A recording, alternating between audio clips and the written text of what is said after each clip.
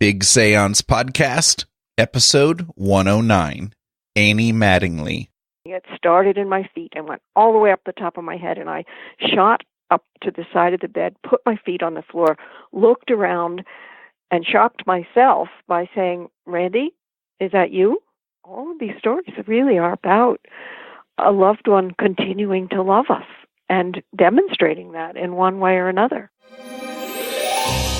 Welcome to the Big Seance Podcast. I'm Patrick Keller of BigSeance.com, and this is a place for an open discussion on all things paranormal, but specifically topics like ghosts and hauntings, paranormal research, spirit communication, psychics and mediums, and life after death. So basically, anything that pops up in my paranormal world. The candles are already lit, so you might as well come on in and join the seance. I've got such a good episode for you today. We're about to have a delightful conversation with Annie Mattingley, who is a writer, speaker, and after-death communication researcher. She has an MA in consciousness studies and has worked as a teacher, magazine publisher, and hospice volunteer. She is now retired and lives in Cuesta, New Mexico. She's the author of the book, The After Death Chronicles, the stories of comfort, guidance, and wisdom from beyond the veil. And her website is anniemattingley.com. Right after our conversation in the parlor, I have a ton of listener feedback that I've owed you for quite a while now. And then, if you want super Paranerd status, stay to the end of the episode to get your Paranerd Hashtag. All right, I'm going to kick this conversation off with some tea.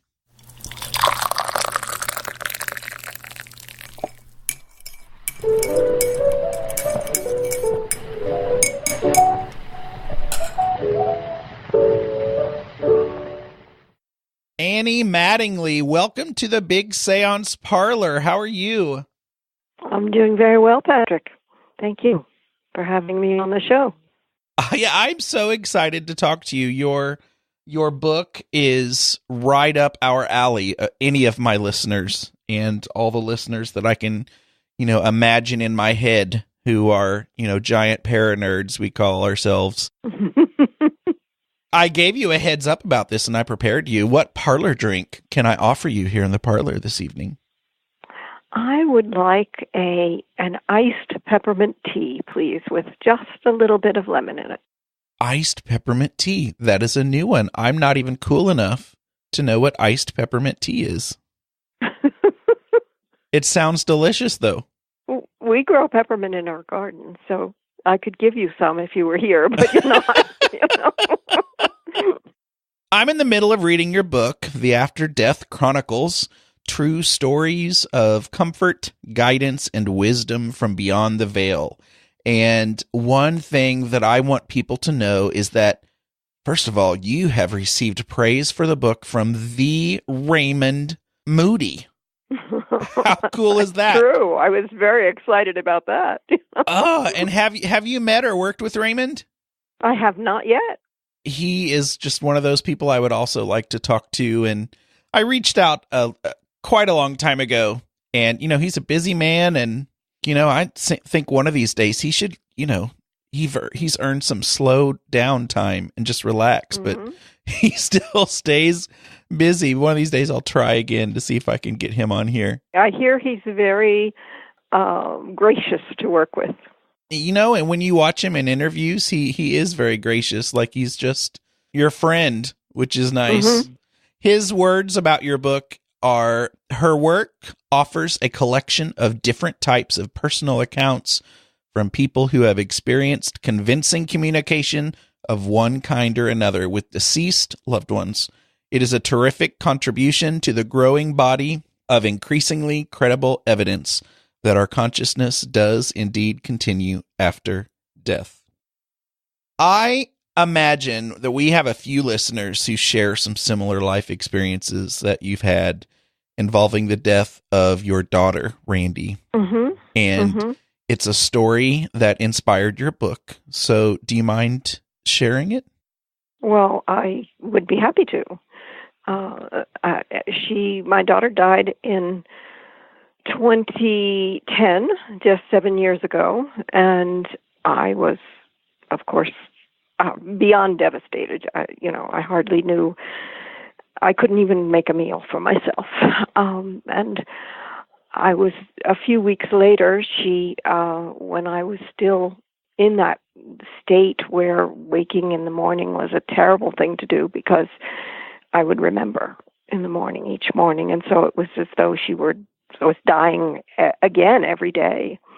And I was asleep, and I got a rush of energy up the left side of my body, kind of like goosebumps. It started in my feet and went all the way up, and I was really annoyed. And I turned over and tried to go back to sleep. It was very early in the morning, and it happened again. And this time I put a pillow over my head, and I was getting mad. But the third time that it happened, it wasn't just up the left side of my body. My whole body was flooded with energy, like a rushing, like a waterfall or something. It started in my feet and went all the way up the top of my head, and I shot up to the side of the bed, put my feet on the floor, looked around, and shocked myself by saying, "Randi, is that you? If it's you, do something, move something so I know." And I was looking for evidence, but why I was looking for evidence at that time, I really didn't know. I had no expectation of a visit. It was just not in my worldview that I would have contact with her. And after a moment, I heard her voice. Her voice, I cannot say it in any other way. It was as though she were in the room. It was as though she was at the end of the bed. And she said, "Mom, your body knows." And I checked out my body, and I realized my body knew that she was there. My body knew that she was all right.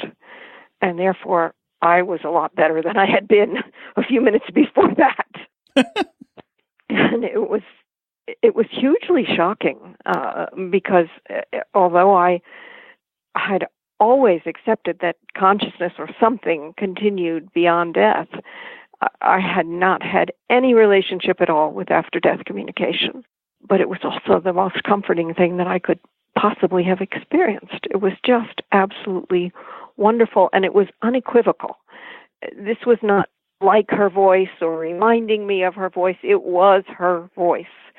And I lived with that kind of quietly for a couple of days. I don't think I told anyone that day. I didn't even write it in my journal, which was unusual.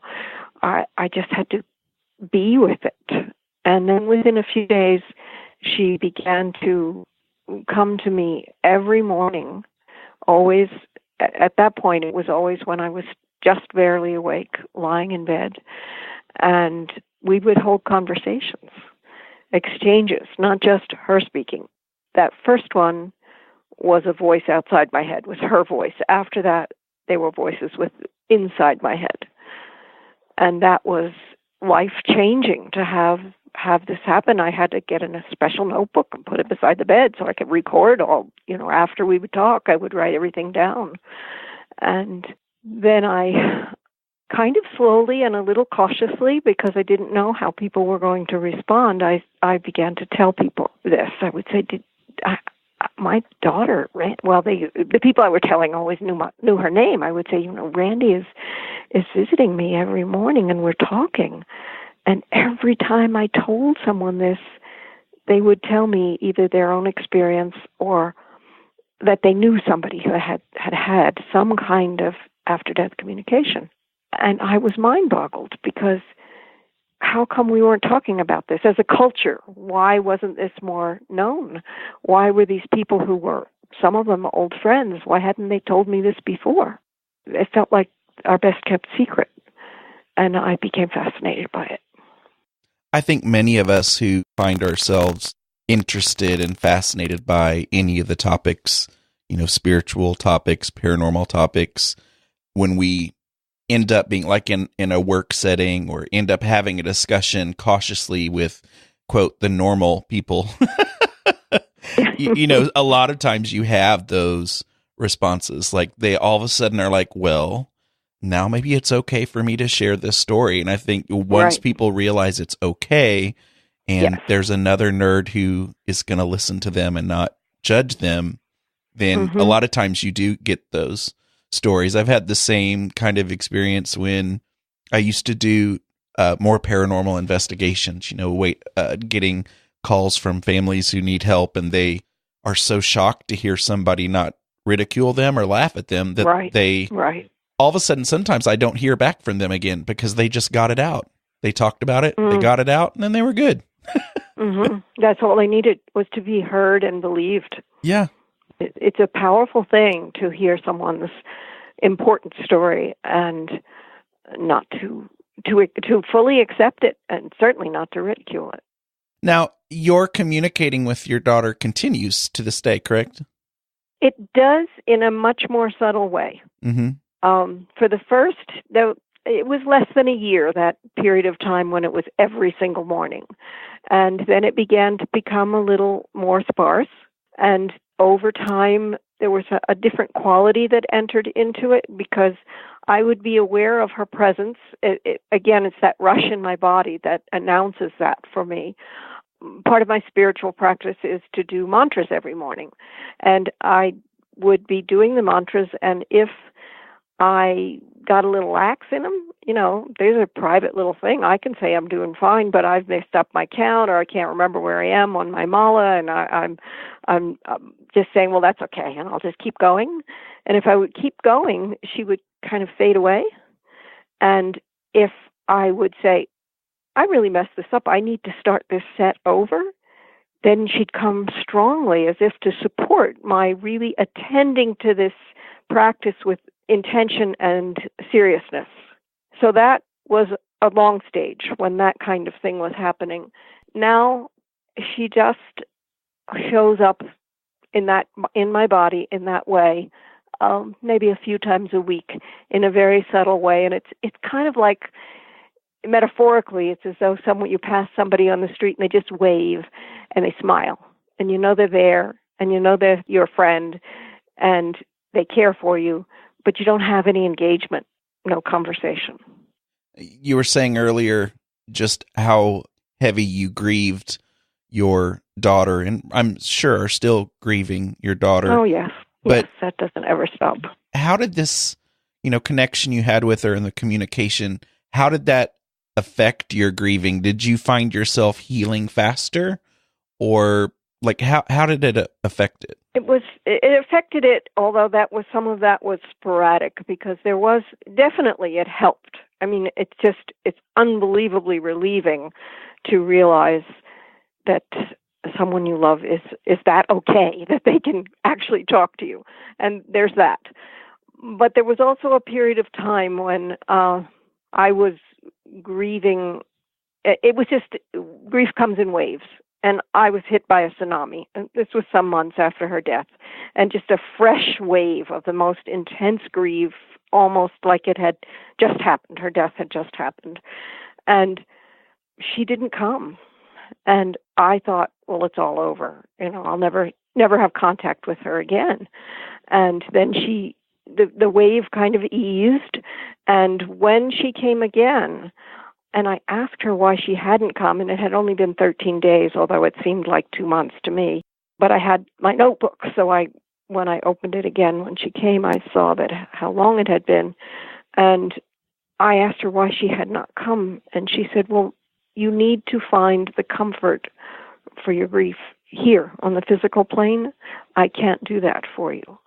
So her presence was comforting, but when the grief was too deep, it was not, according to her, it was not appropriate for us to have that connection. So that taught me something about how I've seen it in the people that I've interviewed, some people whose just their grief was so intense, and they did not have contact during that period of time when they were grieving so intensely. And I suspect that it's connected with what Randi told me, that they needed to find their comfort here. So the contact is comforting, and yet we can't go there for the comfort. It's an odd dichotomy, really. That's one of the first questions that I thought about and wanted to know is how it affected your grieving. But what would you say to, or what do you say to maybe skeptics or someone who says that, maybe we shouldn't encourage communication like this because it will hold you or even them back from some kind of growth? What do you say to that? The second question especially is one that I was very concerned about because I did hear this from people. We should leave the dead well enough alone, And I was worried about it. I thought, well, she must have tasks to do where she is. I don't really know what she's doing, but I don't want to interfere with that. I don't want to hold on to her because I hurt if she has things to do. But I asked her that in various and sundry ways and various and sundry times, and she always came up with the same kind of answer.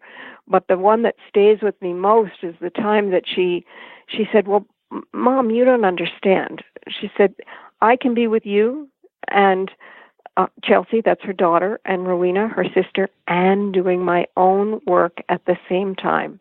She said, those are human restrictions, and we don't have them here. She doesn't perceive that it is in any way gets in her way for me to be having this time with her. Do you have words of wisdom for people who would give, I'm sure there are tons of people out there who would give anything to be able to receive communication from their loved ones who have crossed over, but, they just don't seem to connect. Maybe they're either in that heavy mourning state like you were talking about, or maybe sometimes in my case, for example, I don't have a lot of loved ones who have crossed over that I would have a deep connection with, but I still, I'm so fascinated by this stuff. I think sometimes I want communication so badly, and that's why it never happens for me. I mean, do you have any words of wisdom for people who would just want to reach out and get that communication, but don't? Well, I have words of wisdom, but they are not a panacea, and they are not, I can't make these things happen for people, and there seems to be a huge amount of mystery. I really don't always understand when someone I know wants this kind of communication and doesn't receive it. So I think some of it just has to be in the hand of spirit, that there is mystery and we don't know why. But I do think there are things we can do to encourage this. And some of them are very large, like opening ourselves to the invisible worlds, acknowledging that these things, that there is more to life than what we can see.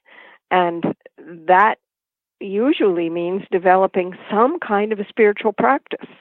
Now, for some people, that's a formal practice that involves a group, a church or a temple, or some kind of group of people. And for some people, it's quite a personal experience of developing their own way of connecting with spirit, or simply finding ways to activities that create a timeless state within us, whether that's a creative activity, dance, poetry, art, writing, or being in nature.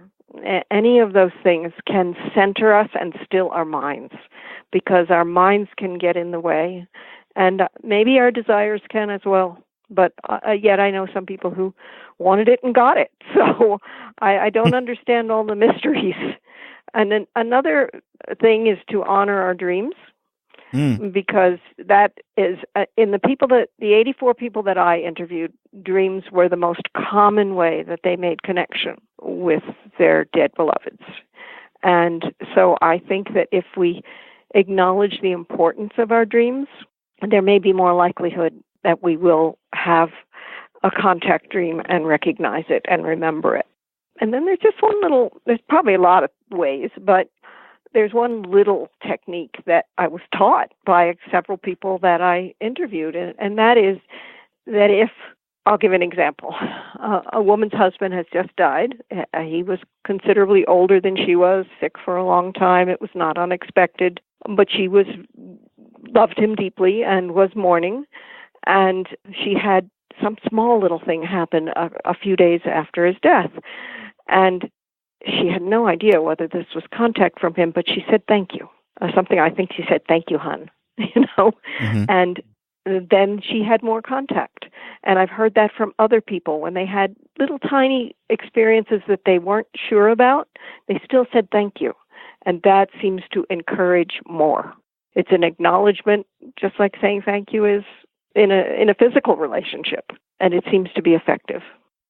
It's really kind of silly, but I even, I don't know, this might be something I shouldn't share. But when I get into my car daily, I have this habit of thanking the lady who talks to me every time I get in my car. You know, the Bluetooth lady, and her name's Brenda. I've named her. And I say, "Thanks, Brenda." Lady. And I continue every day, every time she says, and I started out just by being silly. And there are days that sometimes, you're in a rush or whatever, and I forget to thank her. And I'm like, 5 minutes later, I'll be like, "Oh, I almost forgot. Thanks so much, Brenda." And it's like, I don't want all of a sudden my car to stop working one of these days. Right, because you're not practicing gratitude, right? Right. Well, gratitude is a very, very powerful force in the world. And so, I worked with a shamanic teacher once years ago, and she said, everything is alive and has life force in it. I don't care if it's your computer or your car, or this was pre-Bluetooth, your Bluetooth, they all have life force. And so it makes sense to me that expressing gratitude to them is a way to keep them working better than they might be otherwise. Well, at least maybe it's good practice then. But now I don't feel so silly. Thank you. No, don't feel silly about gratitude ever, I don't think. Well, since these experiences began with your daughter and your daughter's death, you've really jumped into this after-death communication studies and research. And you also talked about the mind earlier. And so I'm curious to know how your experiences with consciousness studies and your work with hospice has affected your research and even your opinions as you've, interviewed multiple people for your book. How has it affected your thoughts now and your work with this research? I think it's simply reinforced. All of these things have worked together and reinforced my, I won't even say understanding, but the reality that consciousness is everything and everywhere and continues indefinitely. Because, of course, if I had having these experiences with Randi would have reinforced these beliefs, this reality for me. But to over and over and over and over hear people tell these very, very moving stories was like having a holiday every day. I had getting gifts every day, a birthday every day. Every time I would receive another one of these very intimate conversations where someone would tell me these very important stories. And the fantastic thing is, and this is surprising me, because now that the book has been out a little over a month, I have done many readings and book signings and various events, and I always incorporate into them what I call an after-death communication talking circle, in which I invite people to talk and share their concerns, their questions, and their stories. And so I'm continuing to hear these really moving stories. I'm continuing to have people tell me things that are maybe the most important moments of their lives.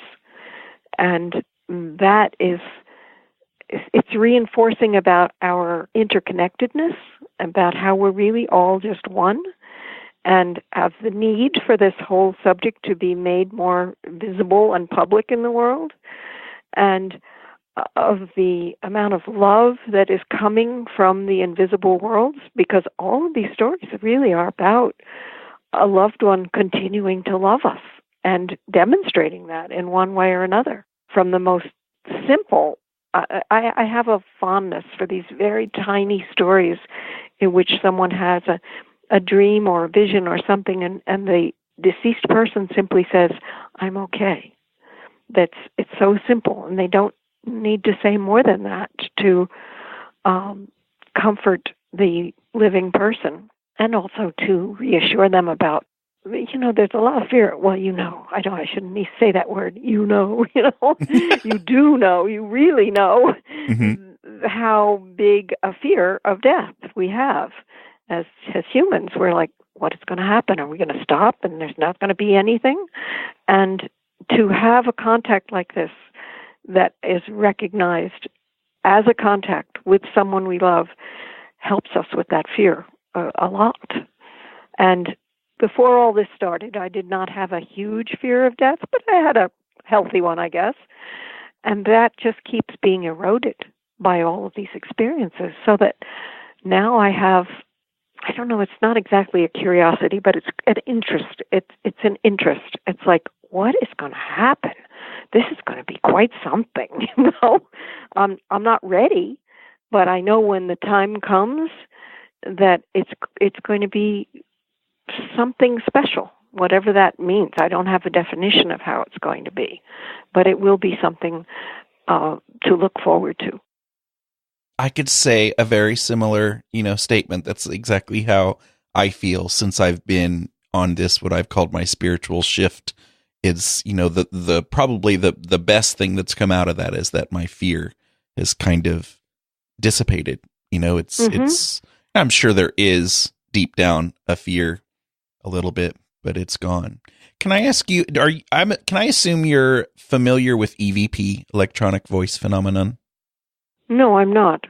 Okay. No, please tell me about it. EVP, or spirit voices, many believe that you can capture. It's really popular in the ghost hunting shows and things on TV. I did have a communication from someone who had some kind of a box. Yes. I had communication, an email through my website. Okay. With someone who said that she was doing this kind of work, but I didn't know that initial. Electronic voice. What is it? Phenomena, electronic voice phenomena. And it's, at least in America, it started by a woman, at least probably one of the first big researchers for EVP was in the 70s, I think, Sarah Estep. And she formed a group called the Association of American Association of Electronic Voice Phenomena, or AA-EVP. And this group still exists now. They've just changed their name to Association TransCommunication. And I don't know, they have a little subgroup of it that I discovered several years ago early on in my journey of all this stuff. And it's a group that they call the Big Circle. And when I read your book and when I listen to you talk, and when I hear your story, it totally reminds me of this. And I totally think that it's something you would find fascinating. I don't know if it's still... I will check it out. Yeah, I don't know if they're still active, but what it is a group of parents, and they've kind of expanded to have, people all over the country or all over the world who have lost children. And they get into the practice of recording, and there are artifacts and lots of evidence of their children leaving messages for them through electronic voice phenomena, spirit voices. And something you said just a few minutes ago reminded me, one of the very first, I think, pieces of evidence that group has is a daughter coming back and saying, "I'm still here," which has always completely, it just gives me chills, and it's just so cool to hear that. And so I think anybody should check it out. They've got several videos on YouTube of interviews of some of the parents. And like I said, I don't know if they're still active, but it's really fascinating, and listening to your story reminds me of that. Well, I'm fascinated by all of this. I never went for any evidence. My evidence is internal for myself, and I felt this from the people that I interviewed, that they didn't need someone from the outside to tell them or to prove it to anyone. But I understand that there are lots of people who are doing wonderful work in doing exactly that, proving and finding evidence. So that's good. Something else that fascinated me, though, early on in the book, since I'm about halfway through, is you planned for communication with a friend of yours who was I did. dying, and it worked. And I've often talked about, like, my family and I, and we kind of are, we're nerdy and silly about it, but we have talked about how we have agreed on, different members of my family, we've agreed on a different thing that we're going to do when we cross over. Good. I'm really glad. I think that's a good part to have as part of our planning, just like we do wills and those kinds of things. We should do that. And I hadn't heard too many people talk about that until I saw that in your book. Can you tell us a little bit about what that plan was with your friend? I will. It was a very beautiful story for me. Not the fact that my friend had cancer and was dying, but I went over to her house. She was a neighbor, and brought her some food, and she invited me to eat with her. And she was very interested in this whole project, the book and the interviews and so on. She had known about them for a couple of years, I think, at that point. And much to my surprise, she asked me if I wanted to make a plan so that she would tell me how she would visit after her death, because at that point we knew that her death was imminent. It was going to be within the next few weeks. And I said yes. I was a little startled, but I said yes, of course. Let's make a plan. And she proceeded to tell me a story, and I thought she was changing the subject. I thought maybe her mind was starting to wander, and she wasn't anymore talking about our plan, because she told me about finding this bird in her wood stove and cleaning it off. It was all dirty and couldn't see and so on, cleaned off its wings and took it outside and released it up into the sky, and it flew out of her hands. And when she told me this story, and this is an important part of the story, when she told me this story, there was such a look of joy on her face when she was describing releasing this bird. And then we finished the meal, and I walked on home, and she had said it was some kind of a swallow, and I thought it had the word violet in it, but I didn't really pay that much attention, and I think it's because I didn't want to. I was sad about her dying, and I didn't really want to think about this contact that we might have. And then I think it was the following week, I saw her only one more time, and she died, and I went outside to do some work in the yard, trying to work on my grief, really. And immediately, as soon as I got outside, this bird started circling me.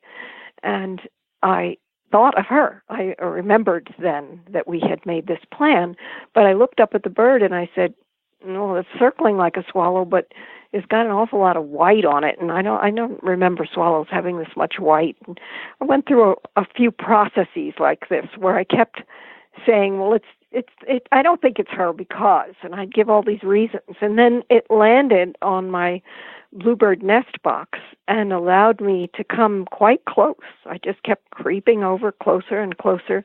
It was in a particular profile, and again, I'm looking at it, and I said, "Well, I don't see any violet." And I said, "Well, it doesn't have a long tail. All swallows have long tails. It's really beautiful, but it doesn't have a long tail." And while I'm staring at it and telling myself that this can't be my friend, my feet and ankles started to hurt, and I looked down. I'm standing on a little tiny ant nest, and there are ants all over me. So I scrape all the ants off, and I go, okay, I'll go inside, and I'll look at my bird book. And I dashed inside, and I opened it up to swallow, and there was one called Violet Green. And I turned to that page, and the pose of that bird and the look of the bird was identical to the one I had just seen. The angle and the position, it was as though this bird book photo had been taken in my yard, is what it felt like. And then I start reading the text, and it said that the long tail was hidden when it was perched by its wings. So, okay, there's a little check mark there. And then it said it loved to perch on nest boxes. I mean, this sounds very strange. It's like, I felt like there was being made up in front of me. Anyway, they went through 3 or 4 things like this, and I said, this is Anne. And I knew it. And I dashed outside, and I threw my arms up in the air, and I called really loudly. It's a rural area, so nobody would think I was crazy. And I just called out. I said, Anne, I got it. And the other last piece of it was that all that day, I kept feeling joyous. And I found it a little disturbing because I had been grieving before this experience. And I thought, why am I feeling so good? And then I realized that was the kind of the opposite side of the story that she had told me about releasing this bird back up into the sky, and that joyous look on her face and the joy that the bird must have felt to be released, because she was suffering in her body a lot, and she was released into the joy of death. And that's what I was feeling all that day, was her joy at that release. And it was exquisite. The whole experience was exquisite, and of course showed me how it's possible for us to make plans like this. Well, that makes me wonder, do you feel like maybe you are developing some kind of general mediumship in general for like other communication and other spirits and loved ones, or is it just kind of contained right now to, that friend and your daughter? Well, it's not a straight yes or no to either side of that. I do see, and I saw this in my interviewees too, because people would say a particular woman, for instance, had extensive contact, still has extensive contact with her deceased husband, and now she's had contact with her parents who died long before, and most recently, within the last couple of weeks, with her brother. She had contact with him right away. So she saw that once that path had been cleared, she was able to have other kinds of contact that she had never even imagined before. And my experience has been somewhat similar. For instance, Randi always comes on my left side, unless it's a really big deal and she's all over my body. But mostly it's my left side.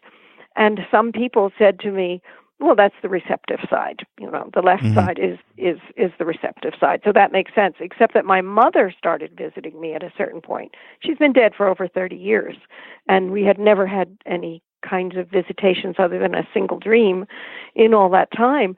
Now she visits me on my right side. And so I think it's just like a signature, It's like Randi on the left, Mom on the right, Well, I'm sure she's in the know. They don't want to get you confused.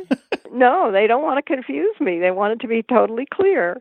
And there have been a couple of other small contacts as well. So I do think that once we have developed this, it is possible. I certainly don't think I'm going towards mediumship, but I do think that I have a clearer path to make connection with dead beloveds than I did before. Mm-hmm. I have a big group of listeners on Facebook, and this morning, actually, several hours ago, I put you have a video that's kind of like a trailer for your book, and I put that video in our group. And I do this a lot of times, and I'll say, if anybody has any questions they'd like to ask Annie, then, submit them, and I can ask them in the interview. And I did get 3 or 4 questions. Oh, good. Nice. And thank you for putting that up. You're welcome. It always helps me, too. It helps me come up with more questions for an interview and lets me know really what people are curious about.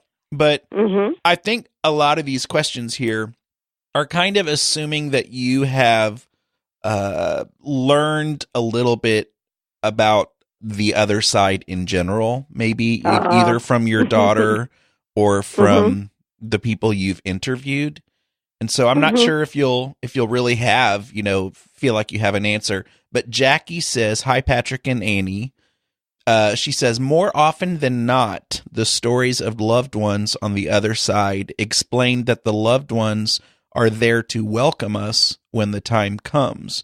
But what if there were strained or painful relationships with those who have gone before us? Will they leave us alone when we arrive? Do you have any thoughts about that? I have a lot of thoughts about that, really. Because okay, good. My daughter and I hadn't. I have two daughters, and I used to sort of say to myself, well, I have a hard daughter and an easy daughter. And Randi was the hard daughter. She struggled with life, and we did struggle in our relationship all the way up to the end. She had a lot of trouble with life in general. And in fact, it was depression that hit her a couple of years before her death that led to her death. I mean, first she became depressed and then suicidal, and then she made some attempts, and then she took her own life. And that during much of her life, there were times when we were very estranged, including one period during that last year and a half when she wouldn't speak to me or allow me in her home for a couple of months.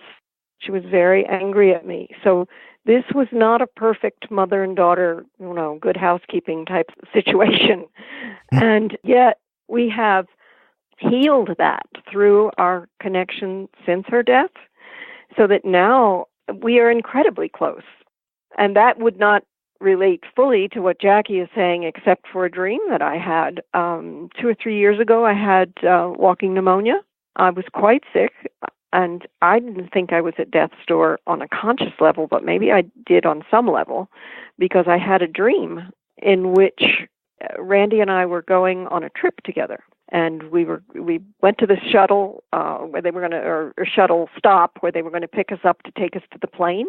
And she and I are there together, and I suddenly said, I don't have my ticket and my luggage, And I got up to go back. Now, in waking life, if you were on a trip like that and you did that, the other person would get real upset. But she just said, oh, okay.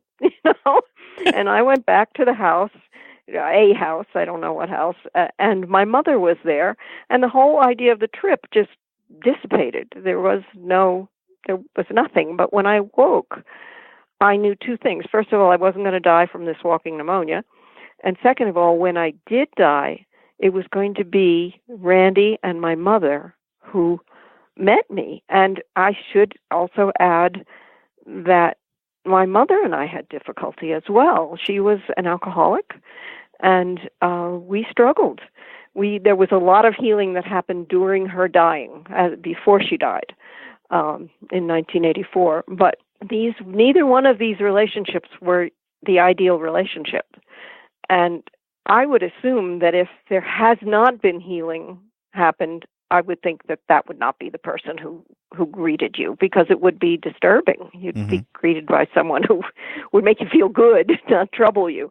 But there's also the potential for having that troubled relationship changed, even after death. And I don't think it always takes after-death communication either, because there was a lot of healing that happened during those 30 years with my mother, as I think that she and I did as much work together before her death as we were both capable of doing at that time. But then I matured. And as I matured, I came to have more love and respect for her and much more compassion for her wounds and how that affected me. Much more, I guess, forgiveness might be, I prefer the word love. I guess our love grew. Yeah. Our love grew. So I hope that's helpful to Jackie. No, that was beautiful. And I also, along those lines, you were talking about dreams. I want to make sure, I have so many questions that I haven't even gotten to. And a few of them were about dreams. And I know you have an intense interest in dreams. And I want people to know that you do discuss them quite a bit in your book, too. Mm-hmm.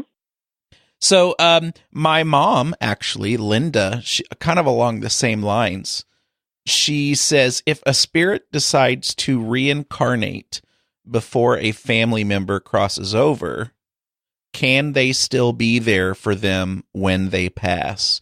And I guess that would determine whether, you believe in reincarnation and all that. Right. Well, which I do. So this won't be helpful to someone who doesn't, but my sense, and a lot of this is guesswork. I'm no big guru in the sky telling you, oh, this is the way it all is. Mm-hmm. But my sense of what I'm perceiving, and I think it goes back a little bit to Randi saying that she could be with me, her sister, her daughter, and doing her own work all at the same time. But it also comes out of my reading of Newton's work, Destiny of Souls, and so on. I can't think of his first name. I don't know if you know his work. But he does work with people he does hypnotic work of regressing people to between lives, not necessarily to other lives, but the between life state. And I've come to think that, let's just use a made-up thing here, that a soul weighs 100 pounds. And some of it's down here on Earth while you and I are embodied. Say 30 pounds or 40 pounds of that is here in your soul or my soul. Some of it remains in the between life or afterlife place, in the non-embodied place. And then it's possible that some of it could even embody in another incarnation. So I'm not sure that someone incarnating again prevents them from meeting a beloved at the moment of death.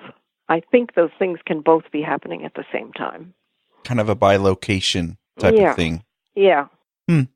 But that's my theory on it, Yeah, I get it. Diana has a question. I think we'll take one more question from the parlor. Okay.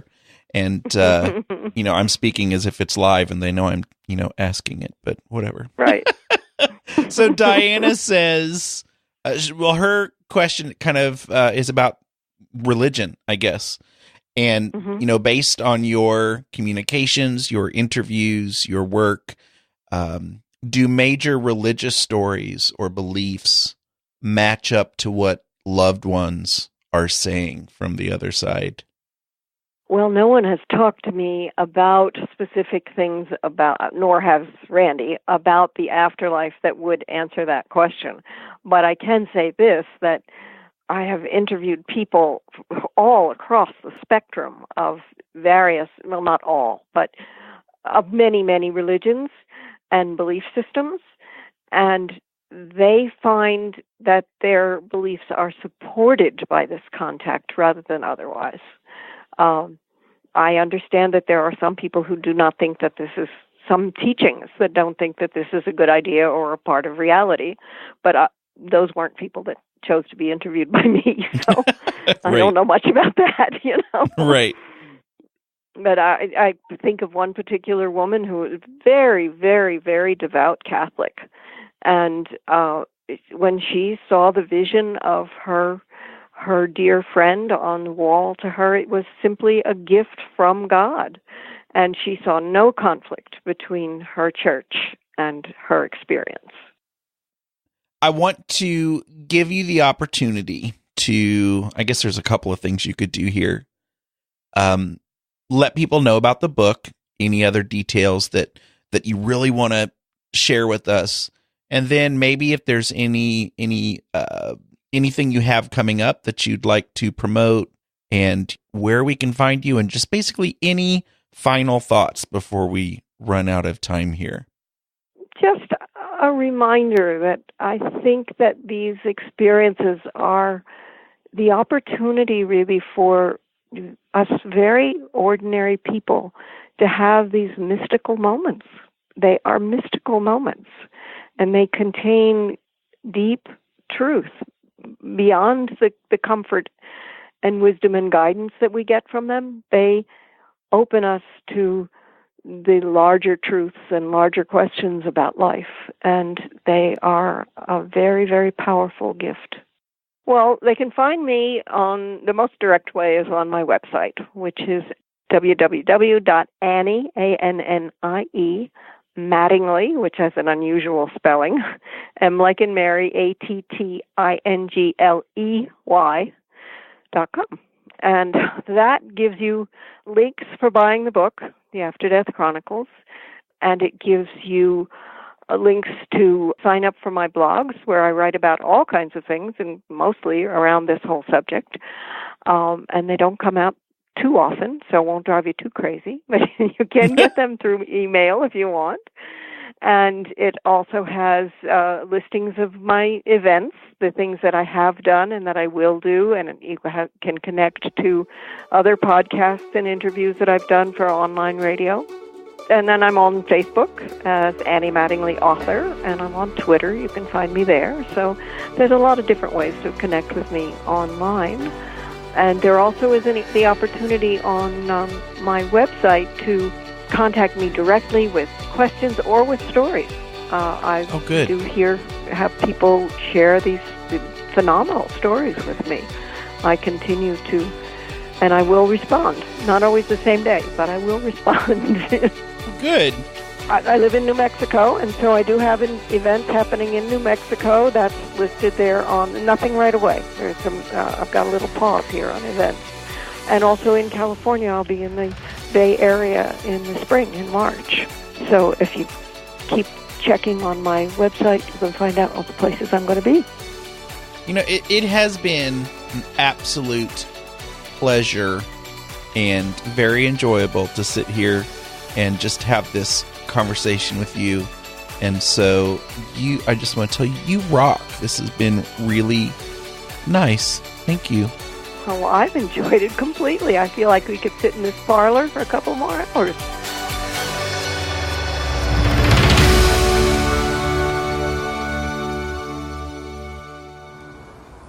You're listening to the Big Seance Podcast with Patrick Keller.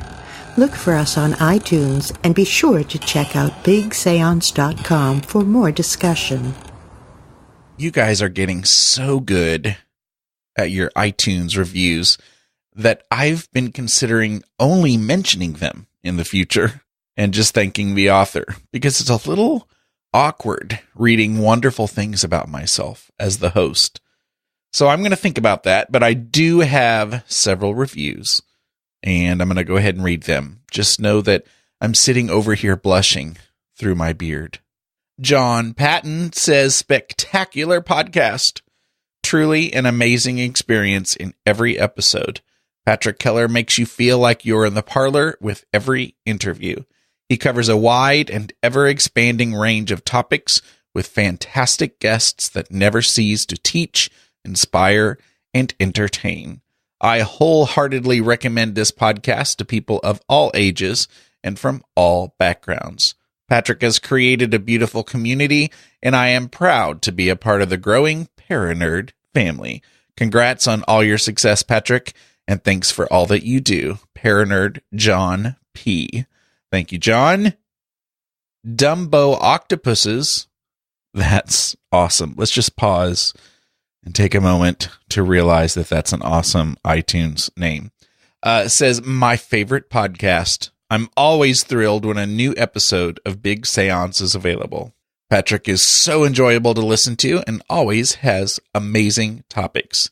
I've recommended it to many fellow Paranerd friends. Keep up the good work. You rock. Jennifer from Tennessee. Reb Jones says, I'll have an Americano in the parlor. I was first introduced to Patrick's podcast when he had Jim Harold on as a guest. I'm so glad I found his podcast. His interview style feels like you're invited to coffee with friends. Always a delight. I'm going to have to look up that Americano.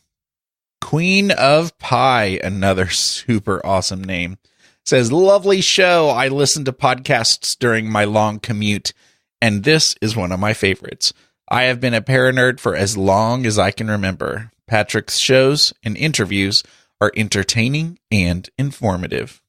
Mrs. Kraft's Cats says, I love Patrick. I listen to a number of podcasts about the paranormal, and while they all have some good qualities to recommend them, I just like the Big Seance the best, and here's why. Some of the other podcasts are from basically a huge production effort. It's all business. While their topics and guests are interesting, they just don't have the personal appeal that Patrick does. He clearly loves what he's doing, and he connects on such a personal level with his guests as if they were all his closest friends. I really enjoy the outtakes at the end. I hope to meet you, Patrick, one of these times. I'm in St. Louis. Keep up the great work. Well, to each one of you who took the time out of your day to go through the trouble of signing into your Apple Podcasts account, which is not always easy to do, and write a review. Thank you. I so appreciate it. And by the way, there are a few reviews that were there and mysteriously disappeared a week or so ago, so yours may not have been included. I've experienced this with Apple Podcasts before. Sometimes reviews disappear and then mysteriously show up again. But do let me know if you wrote a review and you don't see it, because I'll keep an eye out for it. If you haven't subscribed to the podcast in Apple Podcasts or the directory or podcast app of your choice, please subscribe, and consider subscribing a friend who would enjoy the show but might not know about it. Remember way back when I challenged people to come up with creative ways to subscribe people to the show? Maybe we should do that again. If you accept the challenge, let me know how many people you got to subscribe and just how you did it. Very soon, like probably by the next episode, you should be able to find the Big Seance podcast in Spotify, which is so very cool because Spotify doesn't just let anybody in. And I've been waiting for a few years. So I guess that means I'm recording a new outro soon, huh? For show notes, including links to anything we may have mentioned in this episode, visit bigseance.com. Just click on the Big Seance podcast logo or find it in the menu. You can also find and subscribe to the show in iTunes, Stitcher, Google Play Music, TuneIn Radio, and iHeartRadio. Do you have any comments or feedback? Go to bigseance.com/feedback to learn how to get your voice in a future show. Or you can call my feedback line, 7755-TELL-ME. That's 775-583-5563. Interested in learning how to promote and share the podcast? Go to bigseance.com/share. Thank you so much for listening. Unfortunately, it's time to blow the candles out, but we'll see you and light them again next time.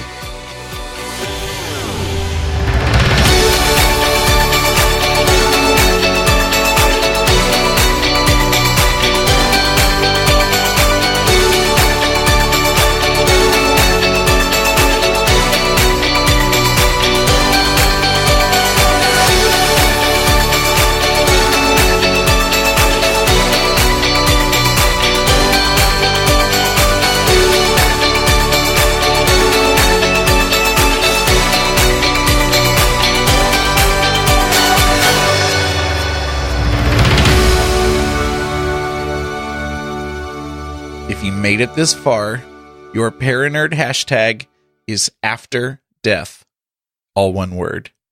Find me on Twitter at Big Seance, and also tag Annie at A-Mattingley _. That's AMATTINGLEY